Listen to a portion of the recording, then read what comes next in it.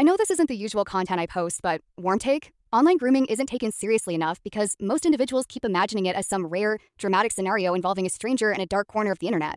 In reality, grooming often looks ordinary. That's part of what makes it dangerous. A lot of people think danger starts when explicit messages start, but grooming usually starts long before that. It can look like attention, friendship, validation, gifts, mentorship, or emotional support.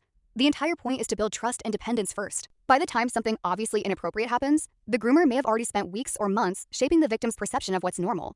What's especially frustrating is how often discussions focus on whether a victim should have known better. That's backwards. Grooming works precisely because it exploits normal human needs, wanting to be liked, understood, included, or cared about. Teenagers and children are still learning boundaries and social dynamics. An adult who deliberately manipulates those vulnerabilities is the one responsible. The internet has also changed the scale of the problem. A predator no longer has to be physically present. They can contact people across countries, hide behind fake identities, switch platforms instantly, and maintain constant access through phones and social media. Yet public conversations sometimes treat online grooming as if it's just another internet safety issue, somewhere between spam and cyberbullying. It isn't. It's a form of exploitation that can have long-lasting psychological consequences. Another problem is that many warning signs sound harmless when viewed individually. They're just talking. They're just playing games together. They're just being supportive. Grooming often operates in those gray areas. Looking at one interaction in isolation can make concerns seem exaggerated, while the overall pattern tells a very different story. And then there's the tendency to wait for a clear-cut crime before paying attention. People often want undeniable evidence before taking concerns seriously. But prevention matters.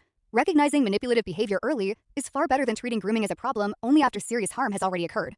The result is a strange contradiction. Society generally agrees that grooming is awful, yet many people still underestimate how subtle, deliberate, and common the tactics can be.